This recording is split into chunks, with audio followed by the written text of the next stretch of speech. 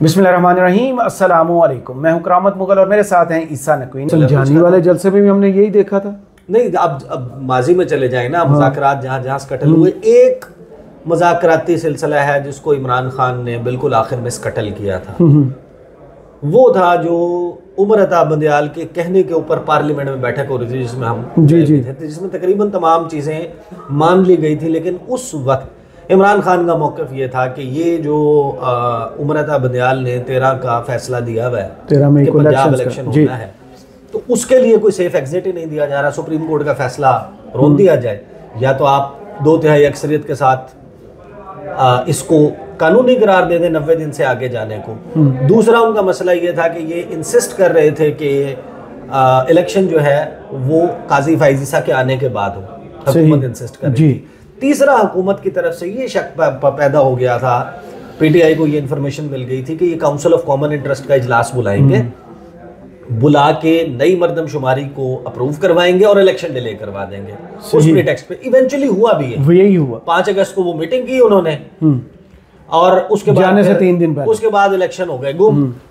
वो और एन वो वक्त था जब इनके लोग भी उठाए जा रहे थे, और जो परवेज इलाही हैं उनके घर के ऊपर आपको याद है कि गाड़ी ने मार के दरवाजा तोड़ा गया था। ये वो अवामिल थे जिससे वो मुज़ाकरात स्कटल हो गए थे। अभी जो मुज़ाकरात में हुकूमत कह रही है, हुकूमत के पास देखें लेवल सिर्फ ये नहीं है, लेवल्स हैं जिनके ऊपर बातचीत चल रही है। यानी कि मोहसिन नकवी के पे स्केल से ऊपर का लेवल भी है, और पे स्केल वाला लेवल जिसके बारे में रऊफ हसन ने बताया था मोहसिन नकवी से ऊपर का लेवल है। अच्छा, अब वो जो मुज़ाकरात चल रहे हैं उसमें हुकूमत ने ये कहा है कि आपको जो है वो 20 दिन के बाद नताइज मिलना शुरू हो जाएंगे, 15 दिन के बाद। ऐसा नहीं है कि इमीडिएट। अब मामला ये है कि तहरीक इंसाफ जो है वो 2 मुतालबात पे मेरी इतला के मुताबिक मान गई है कि इनके ऊपर मुज़ाकरात के लिए कमेटी बैठ जाए आफ्टर जो एक मुतालबा है उसके ऊपर अमल दरामद। वो मुतालबा ये है कि आप जो है वो कैदियों की रिहाई जी, वो कहते हैं कि हमारे असीरान को रिहा करें, जिनका ट्रायल नहीं शुरू हुआ, जो पंजाब में लाहौर में कैद हैं। देखिए प्रैक्टिकली तो लाहौर ने तो मायूस किया है ना इस एहतजाज के हवाले से, मुल्तान ने मायूस किया है। निकले हैं लोग, साउथ पंजाब के लोग निकले हैं, पहुंच भी गए हैं।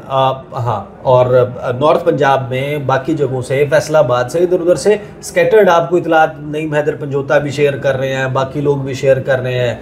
वो हामिद रजा, ये लोग भी कोई सरगोदा वगैरह वाली साइड से उधर से क्रॉस करके आ गए। इस किस्म के उमैर न्याजी, बाकी लोगों के आप देख रहे हैं, जरताज गुल वजीर, इन लोगों का आप देख रहे हैं कि काफिले आ रहे हैं। लेकिन जो एक मैस मोबिलाइजेशन होती है वो पंजाब से उस तरीके से नहीं हुई। लेकिन पंजाब अब केपी को देख के कि अगर ये इतना वो थ्रू होकर आ गए हैं और कोई इतनी बड़ी मामलात नहीं हुए, तो अब वो MNA MPA जिनका ये कहा गया कि टिकट भाई उसी वक्त मिलेगा, पैगाम बड़ा वाज़ेह था। वो अभी तक तो शायद उनका मामला और हो, लेकिन अब जब वो देखेंगे कि यार ये यहाँ पर पहुँच गए हैं, तो और अब हेड काउंट और नंबर काउंट और मामला आगे अपने पॉलिटिकल फ्यूचर का आ जाएगा, तो खतरा ये है कि ये मज़ीद निकाल कर ले आएंगे। बंदा यहाँ पर और ज़्यादा इकट्ठा हो गया, फिर लोकल यहाँ के शामिल हो गए, तो एक प्रेशर तो बहुत बड़ा बन जाएगा। और वो भी एक ऐसे कि इंटरनेशनल दौरा है। अब देखें, ये दौरा स्कटल अब नहीं हो सकता। ये दौरा अगर अब स्कटल होता है, इसमें कोई सिचुएशन पैदा हो जाती है, और इसमें यहाँ पर डी चौक में, तो आप खुद सोचें कि फ्यूचर में पाकिस्तान में किसी फॉरेन डिग्नेटरी का आना रिस्क कितना एक बड़ा सवालिया निशान बन जाएगा कि भाई यहाँ पर अगर गए तो पता नहीं क्या सूरत हाल बन जाएगी। पॉलिटिकल अनरेस्ट है। आप सोचे ना इस वक्त क्या है प्रैक्टिकली, ये हुकूमत जितना आता तारड़ जूस के डब्बे बांटते फिर रहे हैं कॉन्स्टिट्यूशन एवेन्यू पे और कह रहे हैं हालात नॉर्मल है। अता तारड़ को उस गाड़ी से बाहर निकल आना चाहिए भाई। सहमत एवेन्यू के सर्टेन पोर्शन में घूम फिर के वीडियो बना के कॉन्स्टिट्यूशन एवेन्यू पे बनाई है भाई। इमारतें नजर आ रही हैं, शराय दस्तूर। मैं कल वाली की बात कर रहा हूँ, कल जो किया था जो अब, लेकिन जो आज जो वीडियो वायरल हुई है, फिर वो जो हमारी अज़मा बुखारी साहिबा है, वो वहाँ पर कह रही है कि जनाब लंडे के ऊपर बंदे ज़्यादा हैं। अब पहला सवाल तो आपसे ये होना चाहिए कि आपने लोगों का बाइंग कैपेसिटी इतनी ख़त्म कर दी है कि लंडे में ही रश नज़र आता है आपको, बाकी दुकानें आपने बंद करा दी हैं। तो आप बड़ा खुश होकर जो बता रही हैं कि लंडे के ऊपर रश है, वो इस वजह से है क्योंकि लोगों के पास आटा खरीदने का पैसा नहीं है, लोगों के पास अपने बिजली का बिल देने का पैसा नहीं है। इस वजह से लोग लंडे पे जाके मजबूरी से खरीद के पहना रहे हैं। ठीक है, हमेशा से ऐसी क्लास इस मुल्क में रही है जिसका गुजर बसर जो है वहीं से खरीदारी से होता था, लेकिन अब तो बड़े बड़े सफ़ेद पोश लोगों को जाना पड़ेगा। और ये जिस हिसाब से चल रहे हैं और जिस हिसाब से बिजली के, गैस के बिल और अशियाए ज़रूरिया की कीमतें बढ़ रही हैं, मेरा ख्याल है कि कुछ अरसे के बाद जो है वो जिनका बहुत ज़्यादा अच्छा भरम होता था, जो लोगों की मदद किया करते थे, वो भी वहीं से शॉपिंग करेंगे। और फिर वो ये कहना कि जनाब 80 बंदे निकले हैं। भाई अगर 80 बंदे निकले हैं पंजाब से, जो सारे के सारे आपने गिरफ्तार कर लिए हैं, तो मुझे बताएं कि फिर आपको बैरिस्टर गौहर पर पंजाब हुकूमत के अंडर ही आती है ना अडियाला जेल। अडियाला जेल कुस्तुनतुनिया में तो नहीं है, ट्रिनिडाद एंड टोबागो में तो नहीं है, वो अंडमान एंड निकोबार आर्कीपेलागो पे तो नहीं है ना, वो सकोत्रा आइलैंड पे तो नहीं पाई जाती, वो स्टेट ऑफ मलाका में तो नहीं है, या वो हुरमस में तो किसी जगह नहीं वाक़ जजीरे में। अडियाला जेल ग्वांतानामो भी नहीं है। ओ भाई, अडियाला जेल हार्ट ऑफ पिंडी में मौजूद है, जिसका मतलब यह है कि पंजाब हुकूमत के अंडर आती है।